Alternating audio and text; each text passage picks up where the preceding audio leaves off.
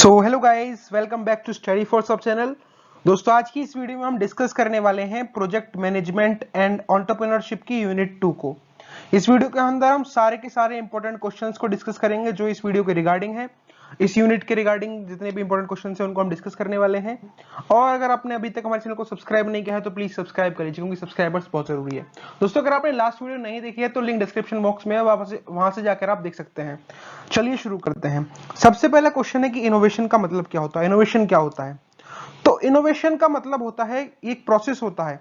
So innovation refers to the process of creating new ideas. या innovation मतलब हम ऐसे ये एक प्रोसेस होता है जिसके जरिए हम क्या कर सकते हैं, नए आइडियाज को क्रिएट कर सकते हैं, नए प्रोडक्ट्स को क्रिएट कर सकते हैं, नई सर्विसेज या नए मेथड्स को क्रिएट कर सकते हैं जो कि प्रोवाइड करते हैं एक significant value to individual, business और सोसाइटी। इनोवेशन का मतलब क्या होता है? इनोवेशन का मतलब होता है नई नई चीजों का आविष्कार करना। ठीक है, इसके अंदर क्या होता है? It involves the implementation of something novel or improved that positively impacts its users। तो इनोवेशन का मतलब क्या है? जैसे पहले लोग साइकिल से चलते थे, तो हमने इनोवेशन लाया और बाइक बना दी जिसके अंदर हमने मोटर का यूज किया, तो ये एक इनोवेशन था। तो इनोवेशन का मतलब क्या होता है? हम कुछ कुछ इंप्रूवमेंट लाते हैं किसी भी पर्टिकुलर प्रोडक्ट के अंदर, या नया प्रोडक्ट लेके आते हैं जो कि पॉजिटिवली इंपैक्ट करता है उसके यूजर्स को। इनोवेशन टेक्नोलॉजिकल हो सकती है, इनोवेशन प्रोसीजरल हो सकती है, इनोवेशन कंसेप्चुअल हो सकती है, या फिर ये सारे के सारे का कॉम्बिनेशन भी हो सकता है, जिसकी वजह से एफिशिएंसी इंक्रीज हो जाती है किसी प्रोडक्ट की, उसकी इफेक्टिवनेस इंक्रीज हो जाती है और उसका कॉम्पिटिटिव एडवांटेज इंक्रीज हो जाता है। तो ये होती है हमारी इनोवेशन। बात करें टाइप्स ऑफ इनोवेशन की, तो इनोवेशन कई टाइप्स की होती है। सबसे पहले है प्रोडक्ट इनोवेशन, यानी कि हम इंट्रोड्यूस करते हैं नए या सिग्निफिकेंटली इंप्रूव्ड गुड या प्रोडक्ट्स और सर्विसेज, जैसे कि स्मार्टफोन्स, इलेक्ट्रिक व्हीकल्स या नए सॉफ्टवेयर एप्लीकेशन। ये होता है प्रोडक्ट को ही इनोवेट कर देना। दूसरे होते हैं प्रोसेस इनोवेशन, जैसे कि इंप्लीमेंटिंग न्यू और सिग्निफिकेंटली इंप्रूव्ड प्रोडक्शन और डिलीवरी मेथड्स। किसी भी कंपनी के अंदर हम नए या इंप्रूव्ड प्रोडक्शन मेथड्स लेके आते हैं या डिलीवरी मेथड्स लेके आते हैं, वो भी एक प्रोसेस इनोवेशन होता है। इसकी वजह से क्या हो सकता है? इसके अंदर कौन कौन से चेंजेस इन्वॉल्व होते हैं? It involves the changes in techniques, equipments और सॉफ्टवेयर। इसका एग्जांपल हो सकता है ऑटोमेटेड मैन्युफैक्चरिंग सिस्टम्स या डिजिटल पेमेंट सिस्टम्स। जैसे पहले क्या करते थे, कैश से पेमेंट्स होती थी, लेकिन अब क्या डिजिटली हम कर सकते हैं पेमेंट्स। तो ये प्रोसेस इनोवेशन है कि भाई हम पैसे के लेन देन का जो प्रोसेस है उसको हमने इनोवेट कर दिया। अगला है बिजनेस मॉडल इनोवेशन। इसमें हम क्या करते हैं? We develop new ways of creating, delivering and capturing value. इसके अंदर हम क्या चेंजेस लेके आते हैं बिजनेस इनोवेशन के अंदर? या तो हम रेवेन्यू मॉडल्स को चेंज कर दें, या डिस्ट्रीब्यूशन चैनल्स को चेंज कर दें, या फिर टारगेट कस्टमर सेगमेंट्स को चेंज कर दें, जैसे कि सब्सक्रिप्शन सर्विसेज इसके एग्जांपल हो सकते हैं, या शेयरिंग इकोनॉमी प्लेटफॉर्म्स इसके एग्जांपल हो सकते हैं। चौथी है ऑर्गेनाइजेशनल इनोवेशन। तो ऑर्गेनाइजेशनल इनोवेशन में चेंजेस लेके आते हैं बिजनेस की प्रैक्टिसेस में, वर्क प्लेस ऑर्गेनाइजेशन के अंदर या फिर एक्सटर्नल रिलेशंस के अंदर, जो कि किसी भी पार्टिकुलर कंपनी की परफॉर्मेंस को इंप्रूव करते हैं। इसका एग्जांपल है remote working policies and collaborative platforms. दोस्तों, अगर आपको नोट्स चाहिए तो आप मेरे व्हाट्सएप चैनल से नोट्स ले सकते हैं, जिसका लिंक डिस्क्रिप्शन में है, आप वहां से जाके उसको ज्वाइन कर सकते हैं। बढ़ते हैं नेक्स्ट क्वेश्चन की तरफ। तो दूसरा क्वेश्चन है कि रोल क्या होता है इनोवेशन का एंटरप्रेन्योरशिप में। तो इनोवेशन जो होता है वो काफी ज्यादा इंपॉर्टेंट होता है एंटरप्रेन्योरशिप के लिए, क्योंकि वो इकोनॉमिक ग्रोथ के लिए हेल्प करता है। तो जो नए प्रोडक्ट्स हैं या नई इंडस्ट्रीज जो है वो क्या करती हैं? इकोनॉमी को बूस्ट करती हैं। इसीलिए हम कह सकते हैं इनोवेशन एंटरप्रेन्योरशिप में इंपॉर्टेंट है। दूसरा, वो कॉम्पिटिटिव एडवांटेज देता है, यानी कि वो यूनिक ऑफरिंग्स देता है जिसकी वजह से बिजनेसेस डिफरेंशिएट होते हैं। इनोवेशन क्या करता है? कॉम्पिटिटिवनेस बढ़ाता है लोगों के, दो बिजनेसेस के बीच में या तीन बिजनेसेस के बीच में, जिससे कि नई नई टेक्नोलॉजीज आती हैं और जो कंपनीज हैं वो यूजर की रिक्वायरमेंट्स के हिसाब से नई नई चीजों को लॉन्च करती हैं। तीसरा है एफिशिएंसी और प्रोडक्टिविटी इंक्रीज होती है, जिसकी वजह से जो कॉस्ट्स हैं, इनोवेशन का मतलब क्या है? एडवांसमेंट इन टेक्नोलॉजीज, जिसकी वजह से कॉस्ट जो है बच जाती है। कंज्यूमर नीड्स, यानी कि इनोवेशन जो है वो चेंजिंग डिमांड्स को मीट करने के लिए काम आती हैं। इनोवेशन किस लिए काम आती है? कस्टमर की जो चेंजिंग रिक्वायरमेंट्स है, डिमांड्स हैं, उनको फुलफिल करने के लिए इनोवेशन काम आती है। अगली है मार्केट एंट्री एंड एक्सपेंशन। जो इनोवेटिव आइडिया होगा या इनोवेटिव बिजनेस होगा उसकी एंट्री मार्केट में बहुत आसानी से हो जाएगी और वो इजीली एक्सपेंड कर पाएगा। इसीलिए इनोवेशन इंपॉर्टेंट होती है एंटरप्रेन्योरशिप के लिए। सिक्स्थ है सस्टेनेबिलिटी। इको फ्रेंडली इनोवेशंस जो हैं वो ग्रीन कंज्यूमर्स को अच्छी लगती हैं, क्योंकि उनको लगता है कि भाई इस ये जो हमने कंपनी बनाई है वो काफी ग्रीन इको फ्रेंडली इनोवेशन है, जिससे कि ग्लोबल वार्मिंग जैसी या पॉल्यूशन चीजें नहीं होंगी। सातवां रूल है एडेप्टेबिलिटी एंड रिजाइलेशन। इनोवेशन जो होती है वो एनहेंस करती है बिजनेस के रिजाइलेंस को। एट्थ है इन्वेस्टमेंट एंड फंडिंग। तो अच्छी जो इनोवेटिव जो एंटरप्रेन्योरशिप आइडिया होगा वो इन्वेस्टर्स भी अट्रैक्ट करता है।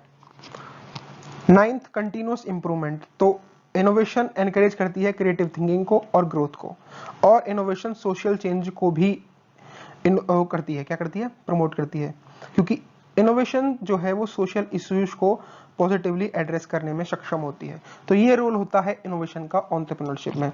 ठीक, यह सब्जेक्ट काफी कह सकते हैं आप थ्योरेटिकल है, तो आपको ज्यादा सोचने की जरूरत नहीं है। आप यहाँ से एक बार पॉइंट्स दिमाग में रखिए और आसानी से आप लिख के आ सकते हैं। नेक्स्ट क्वेश्चन है कि what are the types of innovations on the basis of change in market and technology. ठीक है, तो types of innovation on the basis of change in market and technology के हिसाब से हमने काफी टाइप्स में इसको बांटा हुआ है। पहला है इंक्रीमेंटल इनोवेशन। तो इंक्रीमेंटल इनोवेशन के अंदर मार्केट एग्जिस्टिंग होता है, टेक्नोलॉजी एग्जिस्टिंग होता है। डिस्क्रिप्शन की बात करें तो इसमें हम स्मॉल इंप्रूवमेंट्स लेके आ सकते हैं या अपग्रेडमेंट लेके आ सकते हैं एग्जिस्टिंग प्रोडक्ट्स में, सर्विसेज में या प्रोसेसेस में। ये होता है इंक्रीमेंटल इनोवेशन। डिसरप्टिंग इंफॉर्मेशन में क्या होता है, इनोवेशन में क्या होता है, उसमें हमारे पास नया मार्केट होता है और एग्जिस्टिंग टेक्नोलॉजी होती है। एग्जिस्टिंग टेक्नोलॉजी से हम नए मार्केट की तरफ जाते हैं। इसका मतलब है इस इनोवेशन में यानी कि डिसरप्टिव इनोवेशन के अंदर हम ऐसी इनोवेशन लेके आते हैं जो नई मार्केट्स को क्रिएट कर सके, और हम ऑफर करते हैं मोर अफोर्डेबल, एक्सेसिबल और सिंपलर प्रोडक्ट्स और सर्विसेज। ये डिसरप्टिव इनोवेशन होता है। वहीं इंक्रीमेंटल में क्या होता था कि हम इंप्रूवमेंट करते थे अपने एक्जिस्टिंग प्रोडक्ट्स के अंदर। डिसरप्टिव में हम नए मार्केट्स को क्रिएट करते हैं। तीसरा टाइप का है रेडिकल इनोवेशन। रेडिकल इनोवेशन में मार्केट भी नया है और टेक्नोलॉजी भी नई है, और ये ग्राउंड ब्रेकिंग इनोवेशन होती है। इसके डिस्क्रिप्शन की बात करें तो रेडिकल इनोवेशन क्या है।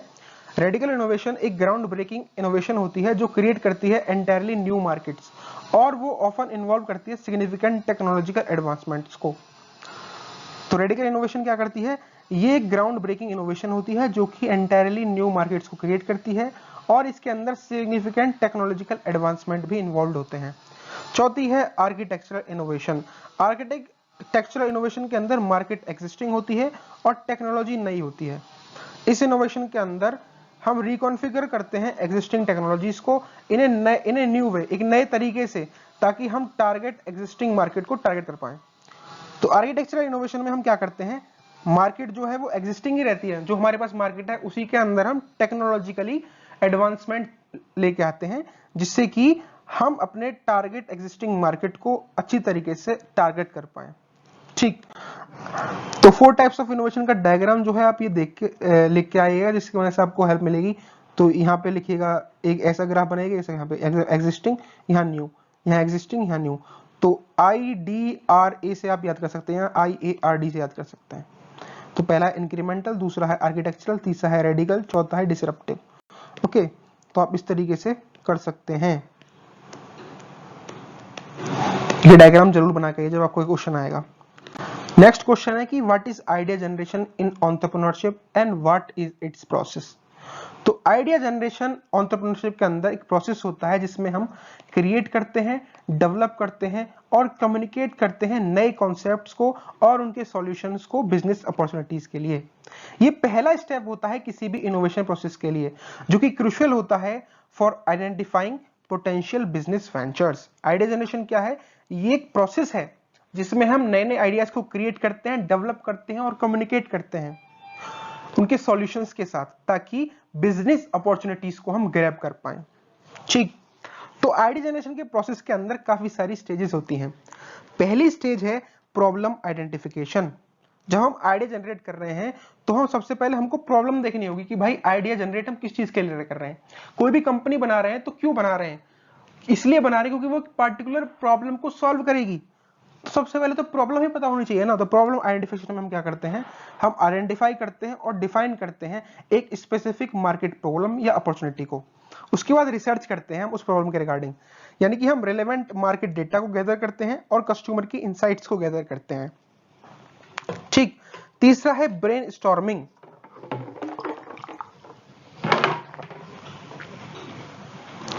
ब्रेन स्टॉर्मिंग के अंदर हम क्या करते हैं, हम wide range of ideas creatively लेके आते हैं, यानी कि हम जनरेट करते हैं wide range of ideas creatively without judgement. Brainstorming में हम तीसरा स्टेप में क्या करते हैं, ब्रेनस्टॉर्मिंग करते हैं। पहले हमने प्रॉब्लम को आइडेंटिफाई किया, फिर उसके रिगार्डिंग रिसर्च किया, फिर उसके बाद हमने ब्रेनस्टॉर्मिंग किया, यानी कि काफी सारे आइडियाज को क्रिएटिवली जनरेट किया बिना जजमेंटल हुए। चौथा होता है माइंड मैपिंग, यानी हमने विजुअली ऑर्गेनाइज किया और एक्सप्लोर किया कनेक्शन बिटवीन आइडियाज को। फिर हमने किया आइडिया की स्क्रीनिंग, यानी कि हमने आइडियाज को इवेल्युएट किया based on their feasibility, market potential, और फिल्टर आउट कर दिए वो आइडियाज जो कि लेस प्रॉमिसिंग थे। फिर हमने स्वॉट एनालिसिस की, यानी कि हमने स्ट्रेंथ को एनालाइज किया, वीकनेसेस को एनालाइज किया, अपॉर्चुनिटीज को एनालाइज किया और थ्रेट्स को एनालाइज किया हर एक आइडिया की। स्वॉट का फुल फॉर्म है strength, weakness, opportunities and threats. उसके बाद हमने आइडियाज को रिफाइन किया, यानी कि हमने डेवलप करे और इंप्रूव किया सिलेक्टेड आइडियाज को विद एडेड डिटेल्स। आठवां किया प्रोटोटाइपिंग। इसमें क्या करते हैं, हम प्रिलिमिनरी मॉडल्स को क्रिएट कर देते हैं ताकि हम उन आइडियाज की फंक्शनलिटी और फिजिबिलिटी को टेस्ट कर पाएं। उसके बाद हम उन आइडियाज की टेस्टिंग करते हैं, उनको वैलिडेशन करते हैं, यानी कि हम उन प्रोटोटाइप जो हमने क्रिएट किए थे उनको टेस्ट करेंगे विद पोटेंशियल कस्टमर्स और उनके फीडबैक लेंगे। जब फीडबैक आ जाएगा उसके बाद हम क्या करेंगे, इटरेट करेंगे on the idea based on feedback, जिसकी वजह से नेसेसरी इंप्रूवमेंट्स कर पाएंगे।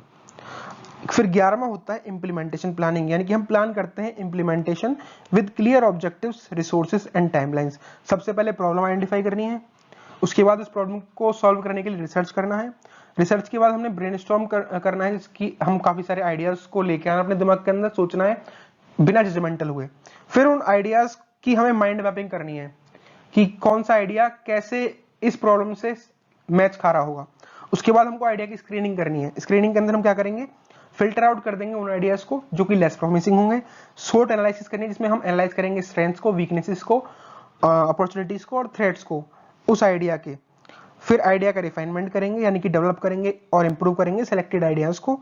उसके बाद हम प्रोटोटाइपिंग करेंगे उन आइडियाज की, और उसके बाद हम उस प्रोटोटाइप की टेस्टिंग करेंगे और उसको वैलिडेट करेंगे।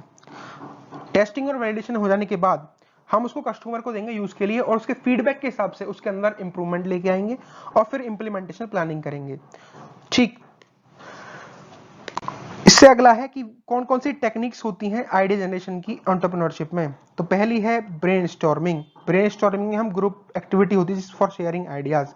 दूसरी है माइंड मैपिंग, यानी कि विजुअल टूल होता है जिसकी वजह से हम कॉन्सेप्ट्स को ऑर्गेनाइज कर सकते हैं। तीसरी है स्कैम्पर, यानी कि हम क्रिएटिवली रिथिंक करते हैं एग्जिस्टिंग प्रोडक्ट्स और सर्विसेज के बारे में।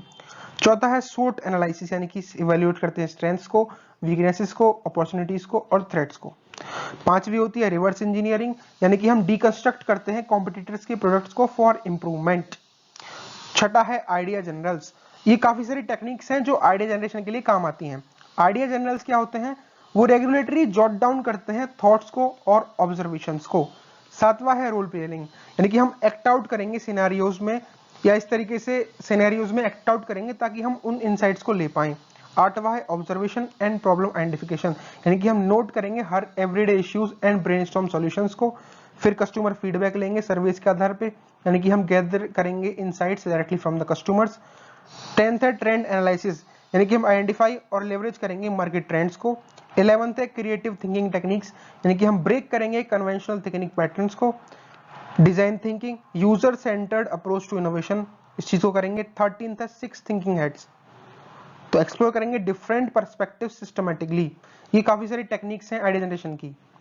ब्रेनस्टॉर्मिंग से कर सकते हैं, माइंड मैपिंग से आइडिया जनरेट कर सकते हैं, स्कैम्पर से, स्वॉट एनालिसिस से, रिवर्स इंजीनियरिंग से, आइडिया जर्नल से, रोल प्लेइंग से, कस्टमर फीडबैक से, ट्रेंड एनालिसिस से, डिजाइन थिंकिंग से, 6th थिंकिंग हेड से, कोलैबोरेशन और नेटवर्किंग से, इसमें हम एंगेज कर सकते हैं बाकी सारे अदर्स बिजनेसेस को न्यू इनसाइट्स लेने के लिए।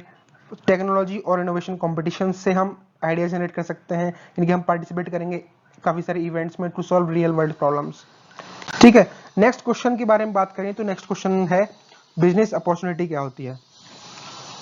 तो बिजनेस अपॉर्चुनिटी एक फेवरेबल सेट होता है सर्कमस्टेंसेस का जो कि क्रिएट करता है एक प्रोडक्ट की नीड को, एक नए प्रोडक्ट की नीड को। सो बिजनेस अपॉर्चुनिटी क्या है, एक फेवरेबल सेट ऑफ सर्कमस्टेंसेस होते हैं या सिचुएशंस होते हैं जो कि क्रिएट करते हैं एक नए प्रोडक्ट की नीड को, नई सर्विस की नीड को या नए बिजनेस की नीड को। जैसे पहले क्या था कि हम ए पॉइंट से बी पॉइंट पे रीच करने के लिए हमको पैदल जाना पड़ता था, फिर किसी ने बिजनेस अपॉर्चुनिटी ली, साइकिल बना दी, ठीक है, और साइकिल का मास क्या किया, प्रोडक्शन किया और लोगों को बेच दिया, तो एक बिजनेस हो गया। तो इसकी बिजनेस की जो मेन जड़ थी वो क्या थी कि नया प्रोडक्ट की डिमांड, ये बिजनेस अपॉर्चुनिटी होती है। बिजनेस अपॉर्चुनिटी क्या है, एक फेवरेबल सेट ऑफ सर्कमस्टेंसेस हैं जो क्रिएट करते हैं एक नए प्रोडक्ट की नीड को, सर्विस को और बिजनेस को। It represents a chance for entrepreneurs, ये रिप्रेजेंट करती है एंटरप्रेन्योर्स के लिए एक चांस जो कि कैपिटलाइज करते हैं उनके मार्केट डिमांड को, टेक्नोलॉजिकल एडवांसमेंट्स को, कंज्यूमर की प्रेफरेंसेस को और बाकी सारे फैक्टर्स को, ताकि वो वैल्यू क्रिएट कर पाए या प्रॉफिट जनरेट कर पाए। तो बिजनेस अपॉर्चुनिटी क्या है, बिजनेस अपॉर्चुनिटी क्या करती है, वो एंटरप्रेन्योर्स को एक चांस देती है जिससे वो मार्केट की डिमांड को कैपिटलाइज करके, टेक्नोलॉजिकल एडवांसमेंट्स करके, कंज्यूमर की प्रेफरेंसेस को ध्यान में रख के एक वैल्यू क्रिएट कर पाए समाज के लिए और उसके बदले में प्रॉफिट कमा पाए। बात करें characteristics of good business opportunity की, तो काफी सारी कैरेक्टरिस्टिक्स होती हैं गुड बिजनेस अपॉर्चुनिटी के अंदर। पहला है मार्केट डिमांड, यानी कि क्लियर नीड होनी चाहिए और डिजायर होनी चाहिए फॉर द प्रोडक्ट और सर्विस। दूसरा है सस्टेनेबिलिटी, यानी कि उसके अंदर पोटेंशियल होना चाहिए कि वो लॉन्ग टर्म में जो बिजनेस है वो टिका रहे और ग्रोथ करता रहे। तीसरा है कॉम्पिटिटिव एडवांटेज, यानी कि वो ऑफर करे बाकी सब लोगों से कुछ यूनिक और सुपीरियर। चौथा है स्केलेबिलिटी, कि उसके अंदर कैपेसिटी होनी चाहिए एक्सपेंशन के लिए विदाउट सिग्निफिकेंट हिंड्रेंसेस। पांचवा है फिजिबिलिटी, यानी कि वो टेक्निकली, फाइनेंशियली और ऑपरेशनली वायबल होना चाहिए। सिक्स्थ है प्रॉफिटेबिलिटी, यानी कि उसके अंदर पोटेंशियल होना चाहिए कि वो सफिशिएंट रेवेन्यू और प्रॉफिट जनरेट कर पाए। अगला है alignment with skills and passion, यानी कि हम एंटरप्रेन्योर्स की एक्सपर्टीज और इंटरेस्ट के हिसाब से मैचेस बना सकते हैं। एट्थ है मार्केट ट्रेंड्स, एट्थ कैरेक्टरिस्टिक्स है मार्केट ट्रेंड्स, यानी कि अलाइन कर पाए करंट और इमर्जिंग मार्केट ट्रेंड्स को। नाइन्थ है कस्टमर फोकस, एक good business opportunity customer focused होगी, यानी कि वो रियल पेन पॉइंट्स और अनमेट नीड्स को एड्रेस कर पाएगी। टेंथ है लीगल और एथिकल कंसिडरेशंस को फुलफिल कर पाए, यानी कि वो लॉज के हिसाब से और एथिकल स्टैंडर्ड्स के हिसाब से भी सही हो कोई भी बिजनेस। अगला है कैसे हम आइडेंटिफाई करेंगे एक गुड बिजनेस अपॉर्चुनिटी को। तो identifying a good business opportunity involves a mix of research, analysis and intuition.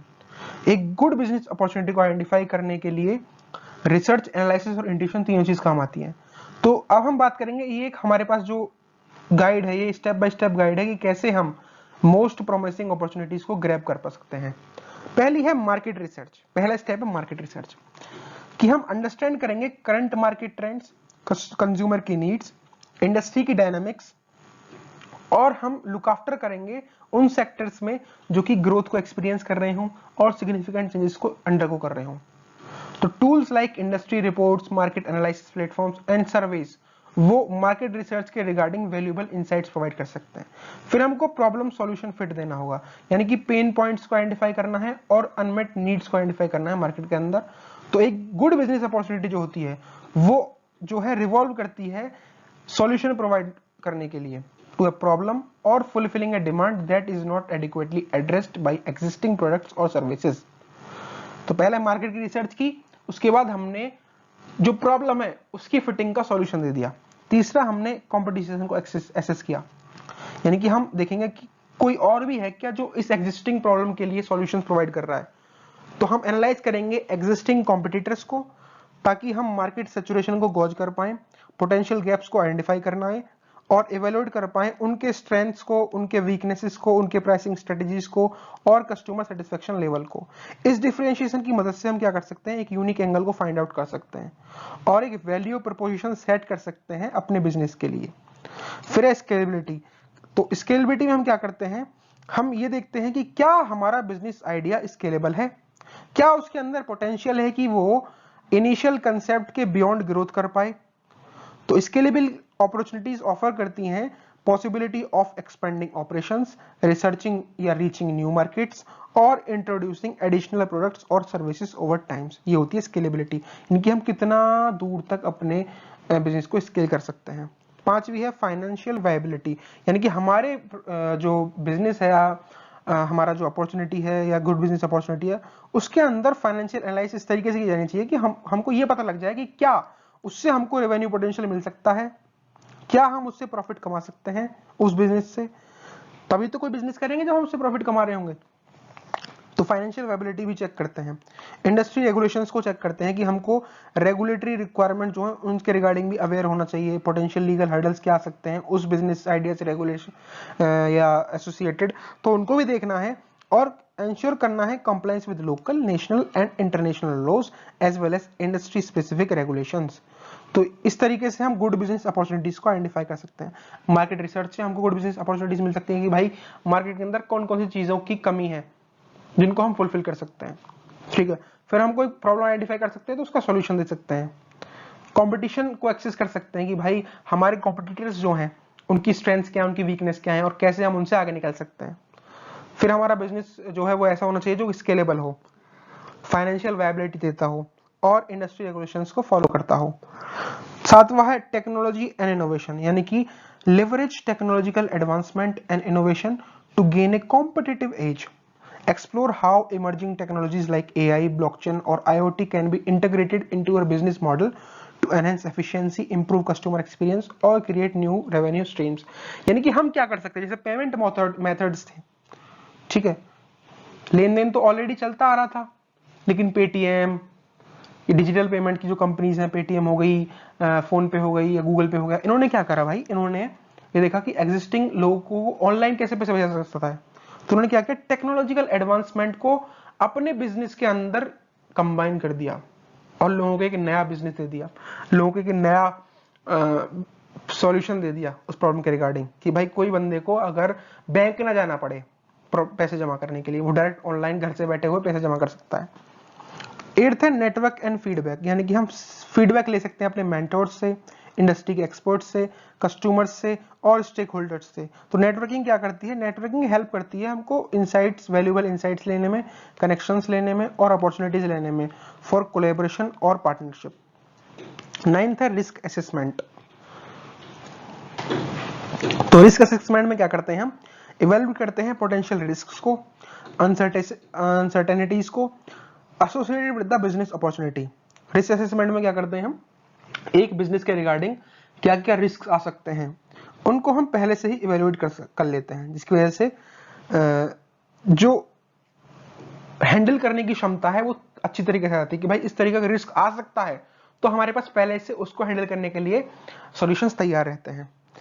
यानी कि इवैल्यूएट करते हैं पोटेंशियल रिस्क को और अनसर्टेनिटीज को उस बिजनेस अपॉर्चुनिटी से एसोसिएटेड है, जैसे कि मार्केट वोलेटिलिटी, रेगुलेटरी चेंजिंग या टेक्नोलॉजिकल डिसरप्शन। तो रिस्क मिटिगेशन स्ट्रेटजीज को हम डेवलप कर सकते हैं ताकि हम उस पोटेंशियल डाउनसाइड को मिनिमाइज कर पाएं। 10th है पैशन और कमिटमेंट। तो फाइनली हमको अपना पैशन कंसीडर करना चाहिए, एक्सपर्टीज कंसीडर करनी चाहिए और कमिटमेंट्स को कंसीडर करना चाहिए किसी भी बिजनेस आइडिया को चलाने के लिए। तो अगर हम एक सक्सेसफुल वेंचर बनाना चाहते हैं तो उसके लिए हमारे पास डेडिकेशन होनी चाहिए, परसिवियरेंस होनी चाहिए और जेन्युइन इंटरेस्ट होना चाहिए उस इंडस्ट्री या मार्केट में बिफोर एंटरिंग दैट मार्केट। ठीक, इतना आप समझ लीजिएगा। बात करते हैं व्हाट इज वैल्यू क्रिएशन और क्यों वो नेसेसरी है किसी भी बिजनेस के लिए। तो वैल्यू क्रिएशन एक प्रोसेस होता है जिसके अंदर हम जनरेट करते हैं extra value for customers and businesses, जो कि एसेंशियल होती है किसी भी बिजनेस के ग्रोथ के लिए, कॉम्पिटिटिवनेस के लिए और सस्टेनेबिलिटी के लिए।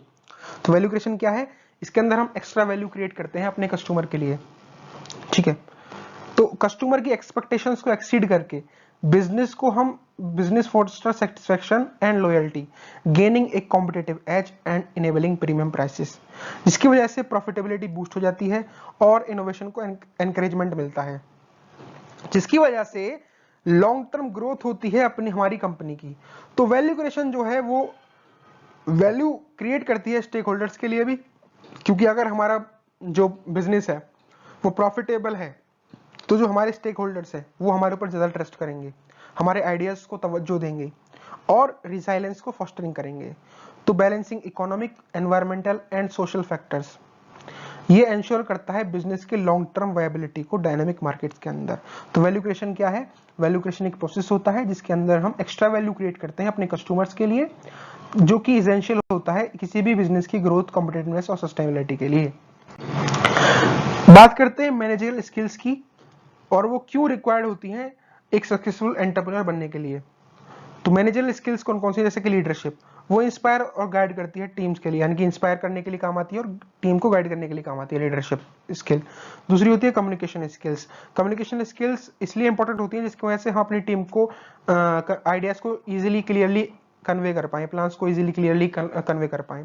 तीसरी है स्ट्रेटेजिक थिंकिंग। स्ट्रेटेजिक थिंकिंग क्या करती है? स्ट्रेटेजिक थिंकिंग अपॉर्चुनिटीज को आइडेंटिफाई करती है और प्लान करती है ग्रोथ के लिए। फाइनेंशियल मैनेजमेंट एक मैनेजरल स्किल्स होती है जो कि मैनेज करने के लिए काम आती है रिसोर्सेज को, और उन रिसोर्सेज के रिगार्डिंग इन्फॉर्म्ड डिसीजंस लेने के लिए काम आती है। अगली मैनेजर स्किल है प्रॉब्लम सॉल्विंग।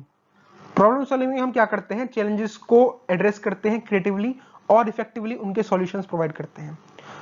मैनेजरल स्किल अगली है डिसीजन मेकिंग, जो काम आती है टाइमली और वेल इन्फॉर्म्ड चॉइसेस को करने के लिए।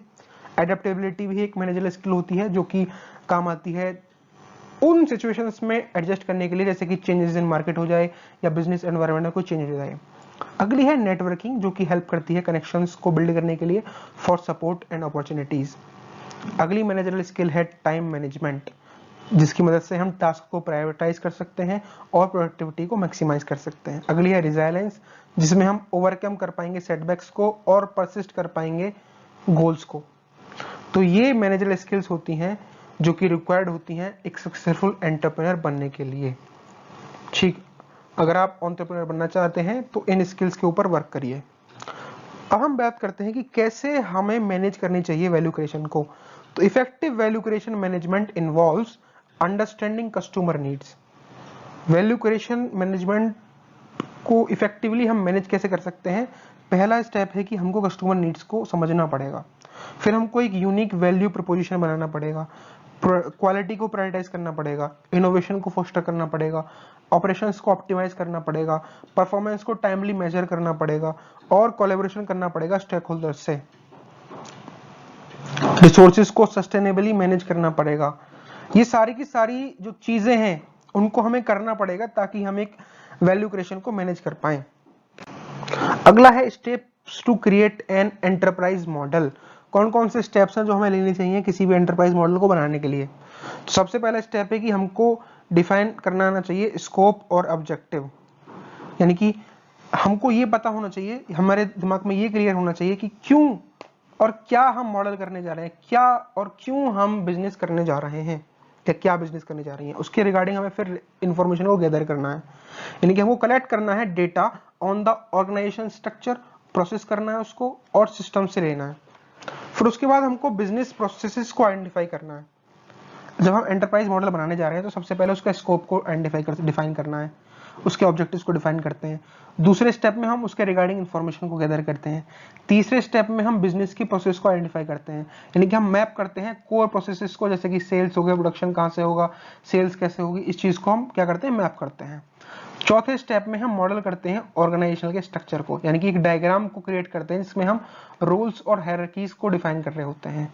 फिर हम डिफाइन करते हैं डेटा की आर्किटेक्चर को, यानी कि डेटा की नीड्स को एनालाइज करते हैं और डिजाइन करते हैं एक इस तरीके का स्टोरेज और डेटा के फ्लो को। छठा है मैप टेक्नोलॉजी इंफ्रास्ट्रक्चर, यानी कि हम आईटी सिस्टम्स, हार्डवेयर और कनेक्शंस को मैप कर रहे होते हैं। सातवें स्टेप में हम एंटरप्राइज मॉडल डेवलप करते हैं, यानी कि हम मॉडलिंग टेक्निक्स का यूज करके रिप्रेजेंट करते हैं प्रोसेसेस को, डेटा को और सिस्टम्स को। उसके बाद हम वैलिडेट करते हैं उस एंटरप्राइज मॉडल को और रिफाइन करते हैं अगर उसके अंदर कोई दिक्कत है, यानी कि रिव्यू करते हैं और एडजस्ट करते हैं मॉडल को with stakeholders feedback. Ninth document, यानी कि हम एक कॉम्प्रिहेंसिव डॉक्यूमेंटेशन क्रिएट करते हैं फॉर इजी रेफरेंस। 10th है इम्प्लीमेंट गवर्नेंस, यानी कि हम सेटअप करते हैं ऐसे प्रोसेसेस को जो मेंटेनेंस और अपडेट्स के लिए काम आने वाले हैं उस पार्टिकुलर एंटरप्राइज मॉडल के लिए। 11th है कम्युनिकेट एंड एजुकेट, यानी कि हम शेयर करते हैं उस मॉडल को स्टेक होल्डर्स के साथ और उसके रिगार्डिंग ट्रेनिंग प्रोवाइड कराते हैं। 12th स्टेप होता है इटरेट एंड इम्प्रूव, यानी कि कंटिन्यूसली रिफाइन करते रहेंगे अपने मॉडल को based on the feedback and changes, जिससे कंटिन्यूसली इंप्रूवमेंट होता रहेगा। तो ये स्टेप्स होते हैं जब हम कोई भी एंटरप्राइज मॉडल को क्रिएट करने वाले हैं। अगला है different strategies to grow and enterprise कौन कौन से हैं। अगला क्वेश्चन क्या है कि डिफरेंट स्ट्रेटजीज कौन कौन सी हैं जो कि एक एंटरप्राइज को ग्रो करने के लिए काम आती हैं। पहला है मार्केट पेनिट्रेशन, यानी कि हमको सेल्स को बूस्ट करना है by aggressively promoting existing products. दूसरा है प्रोडक्ट डेवलपमेंट, यानी कि हमको इनोवेट करने हैं नए प्रोडक्ट्स या जो हमारे पास एग्जिस्टिंग प्रोडक्ट्स हैं उनको इंप्रूव करना आना चाहिए। तीसरा है मार्केट डेवलपमेंट, यानी कि हमको एक्सपेंड करना है न्यू मार्केट्स में और डेमोग्राफिक्स में। चौथा है डाइवर्सिफिकेशन, यानी कि हमको नए मार्केट्स में एंटर करना है विद नए प्रोडक्ट्स और नई सर्विसेज। ठीक, इतना समझो। अगला है जॉइंट वेंचर्स और पार्टनरशिप करनी होंगी। अगर हमारे पास एक एंटरप्राइज है तो उसको हम कैसे ग्रो कर सकते हैं, इसके बारे में बात कर रहे हैं। पहला तो है कि हमको सेल्स बढ़ानी पड़ेगी, यानी कि मार्केट की पेनिट्रेशन करनी पड़ेगी। दूसरे प्रश्न क्या कर सकते हैं हम, प्रोडक्ट को डेवलप कर सकते हैं। तीसरा है कि मार्केट को ही डेवलप कर सकते हैं। चौथा है हम नए नए मार्केट्स में एंटर करेंगे नए नए प्रोडक्ट्स के साथ। पांचवा है कि हम जॉइंट वेंचर्स क्रिएट कर लें या पार्टनरशिप कर लें दूसरे बिजनेसेस से फॉर म्यूचुअल बेनिफिट्स। छठा है फ्रेंचाइजिंग कर दें, अपने जो एंटरप्राइज है उसकी फ्रेंचाइजी बेचने लग जाएं। सातवां है एक्विजिशंस, यानी कि हम एक्सपेंड कर लें अपने बिजनेस को अपने से छोटे बिजनेसमैन को एक्वायर करके या उनको मर्ज करके अपने साथ। आठवां है वर्टिकल इंटीग्रेशन, यानी कि कंट्रोल करें हम ज्यादा से ज्यादा स्टेजेस को ऑफ सप्लाई चेन। नाइन्थ है डिजिटल ट्रांसफॉर्मेशन, यानी कि हम टेक्नोलॉजी को एनहेंस करके या एनकरेज करके अपनी ऑपरेशनल एफिशिएंसी और कस्टमर रीच पे फोकस कर पाएं। 10th है कस्टमर रिटेंशन और लॉयल्टी प्रोग्राम, यानी कि हमको फोकस करना चाहिए कि हमारे जो एग्जिस्टिंग कस्टमर्स हैं वो सेटिस्फाइड रहें। 11th है सस्टेनेबिलिटी एंड CSR, यानी कि हमको सस्टेनेबल प्रैक्टिसेस को इंटीग्रेट करना चाहिए और सोशल रेस्पॉन्सिबिलिटी को एनहेंस करना चाहिए। 12th स्ट्रेटेजी कह सकते हैं हम एम्प्लॉय डेवलपमेंट और एंगेजमेंट, यानी कि हम इन्वेस्ट करना चाहिए हमको एम्प्लॉयज की ट्रेनिंग में और उनके एंगेजमेंट में। 13th है स्ट्रेटेजिक अलायंसेस, यानी कि हमको पार्टनरशिप्स बनानी चाहिए जिसकी वजह से हमको नए रिसोर्सेज और नई मार्केट्स मिल पाए। हमको फोकस करना चाहिए नीश मार्केट के अंदर जिसके अंदर हमको स्पेशलाइज्ड सर्विस प्रोवाइड करनी है। 15th है कंटिन्यूअस इंप्रूवमेंट करना चाहिए, यानी कि हमको ऐसा कल्चर होना चाहिए हमारे एंटरप्राइज के अंदर जो कि फॉस्टर करे एनहेंसमेंट में थ्रू आउट द ऑर्गेनाइजेशन। ये आप स्क्रीनशॉट ले सकते हैं। अगला है कि कैसे हमें एक ऑर्गेनाइजेशन की इफेक्टिवनेस को मेंटेन करना चाहिए।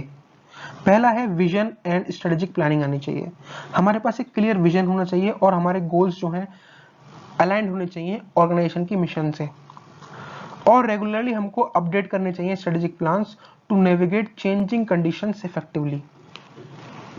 तो कैसे हम मेंटेन कर सकते हैं किसी भी ऑर्गेनाइजेशन की इफेक्टिवनेस को, by vision and strategic planning, यानी कि हमारे जो विजन्स हैं वो क्लियर होने चाहिए और गोल्स जो हैं वो अलाइंड होने चाहिए ऑर्गेनाइजेशन की मिशन के हिसाब से, और हमको रेगुलरली अपने जो स्ट्रेटेजिक प्लान्स हैं उनको रेगुलरली अपडेट करना चाहिए ताकि हम चेंजिंग कंडीशंस के हिसाब से इजीली फिट बैठ पाए। दूसरा है लीडरशिप और कम्युनिकेशन होनी चाहिए किसी भी ऑर्गेनाइजेशन के अंदर, यानी कि उसके अंदर एक स्ट्रॉन्ग लीडरशिप होनी चाहिए जो कम्युनिकेट कर पाए इफेक्टिवली और मोटिवेट कर पाए एम्प्लॉयज को, ताकि एक कल्चर हो किसी भी कंपनी के अंदर ओपननेस का और कोलैबोरेशन का। तीसरा है एम्पावरमेंट एंड परफॉर्मेंस मैनेजमेंट, यानी कि हमको एम्प्लॉयज को एम्पावर करना है by delegating authority and responsibility, यानी कि हमको कुछ एम्पावर कैसे कर सकते हैं एम्प्लॉयज को कि उनको हमें अथॉरिटी दे दी जाए, रेस्पॉन्सिबिलिटी देनी चाहिए, और while implementing performance management system to set clear expectations, measure progress and provide feedback। चौथा है efficient processes and innovation, यानी कि हमारे पास streamline operations होने चाहिए to eliminate inefficiencies while fostering a culture of adaptability and innovation to drive continuous improvement and stay ahead of the competition। तो हमारी जो कंपनी है उसके अंदर क्या होना चाहिए, हमको ऑपरेशंस स्ट्रीमलाइन होने चाहिए कि कोई भी इनएफिशिएंसीज है उसको एलिमिनेट किया जा सके, और एक कल्चर जो है एडेप्टेबिलिटी का उसको हमें फॉस्टर कर सकें अपनी कंपनी के अंदर, ताकि उसके अंदर कंटिन्यूअस इंप्रूवमेंट हो सके और हम अपने कॉम्पिटिटर्स से आगे रह सकें। कस्टमर फोकस और रिसोर्स मैनेजमेंट के जरिए भी हम अपनी ऑर्गेनाइजेशन की इफेक्टिवनेस को बढ़ा सकते हैं, क्योंकि हमको क्या करना है कि हमको प्रायोरिटाइज करना है अंडरस्टैंडिंग और fulfilling customer needs while effectively managing resources to support strategic initiatives and ensure long term sustainability। तो हमको कस्टमर फोकस्ड बिजनेस होना चाहिए हमारा, और रिसोर्स मैनेजमेंट करना अच्छी तरीके से आना चाहिए। सिक्स्थ है कोलैबोरेटिव पार्टनरशिप्स और एथिकल स्टैंडर्ड्स भी मैच करने चाहिए हमारे बिजनेस से, यानी कि हमको स्ट्रेटेजिक अलायंसेस बिल्ड करने आने चाहिए with stakeholders while upholding high ethical standards. इतना आपको समझ में आ गया होगा। अगला क्वेश्चन है कि स्ट्रेटजीज कौन कौन सी हैं जिसकी वजह से हम एक सस्टेनेबल एंटरप्राइज मॉडल बना सकते हैं। तो पहली है क्लियर गोल्स होने चाहिए, सेट क्लियर गोल्स, यानी कि define measurable objectives for sustainability across environmental, social and economical aspects. दूसरा है एम्ब्रेस सर्कुलरिटी, इनके हमको डिजाइन करने ऐसे प्रोडक्ट्स और प्रोसेसेस जो कि वेस्ट मिनिमाइज करते हो, यानी कि उनका जो वेस्ट है वो बहुत कम हो और रिसोर्सेज जो है वो मैक्सिमाइज हो। सर्कुलरिटी मतलब ऐसे प्रोडक्ट्स और प्रोसेस को डिजाइन करना है जो कि वेस्ट को मिनिमाइज करें और रिसोर्स एफिशिएंसी को मैक्सिमाइज करें। तीसरा है कट कार्बन फुटप्रिंट्स, यानी कि हमको ऐसा बिजनेस होना चाहिए जिसके अंदर हम इंप्लीमेंट कर रहे हैं ग्रीन प्रैक्टिसेस को, जैसे कि रिन्यूएबल एनर्जी का यूज होना चाहिए और एफिशिएंट लॉजिस्टिक्स का यूज होना चाहिए। चौथी है एंश्योर एथिक्स, यानी कि ऐसा बिजनेस जो कि एथिकल स्टैंडर्ड्स को होल्ड करे through out the supply chain and transparency को प्रमोट करें। पांचवा है ड्राइव इनोवेशन, कि हमारा जो एंटरप्राइज मॉडल है वो इस तरीके का होना चाहिए कि वो इन्वेस्ट कर पाए सस्टेनेबल सॉल्यूशंस में through research and technology. Sixth, engage कर पाए स्टेक होल्डर्स को, यानी कि वो इन्वॉल्व करें एम्प्लॉयज को, कस्टमर्स को और कम्युनिटीज को डिसीजन मेकिंग में। सातवां है प्रायोरिटाइज पीपल, यानी कि हमको ऐसा एम्प्लॉय इंश्योर करना है जो कि वेलबींग और डाइवर्सिटी को फॉस्टर कर पाए वर्क प्लेस के अंदर, यानी कि हमको प्रायोरिटाइज करना पड़ेगा पीपल्स को कि कौन सा एम्प्लॉय किस काम के लिए काम आना है। CSR को प्रैक्टिस करना पड़ेगा, यानी कि सोशल और इकोनॉमिकल कॉजेज जो हैं वो हमारी वैल्यूज के साथ अलाइंड होनी चाहिए और उनको सपोर्ट करना आना चाहिए सस्टेनेबल एंटरप्राइज मॉडल के लिए। नाइन्थ, हमारे पास प्रोग्रेस को हमें मेजर करते रहना चाहिए टाइम टू टाइम, ताकि हम अपने बिजनेस की सस्टेनेबिलिटी को ट्रैक कर पाएं और उसको ट्रांसपेरेंटली रिपोर्ट कर पाएं। और इन सब की हेल्प से हमको कंटिन्यूअस इंप्रूवमेंट करना आना चाहिए, यानी कि हमको अपडेटेड रहना है ट्रेंड्स और रेगुलेशंस के हिसाब से और स्ट्राइव करना है ऑनगोइंग सस्टेनेबिलिटी एनहांसमेंट के लिए। यानी कि कोई बिजनेस खोला है तो हमको रेगुलरली कस्टमर्स के फीडबैक के हिसाब से उसको इम्प्रूव करते रहना चाहिए, जिसकी वजह से हम सस्टेनेबिलिटी मेंटेन कर सकते हैं मार्केट के अंदर। तो दोस्तों ये थी आपकी यूनिट 2। कैसी लगी आपको वीडियो पसंद आई हो तो वीडियो को लाइक करें, चैनल को सब्सक्राइब करें and thank you for watching. Please subscribe, क्योंकि सब्सक्राइबर्स बहुत जरूरी हैं। And also guys best of luck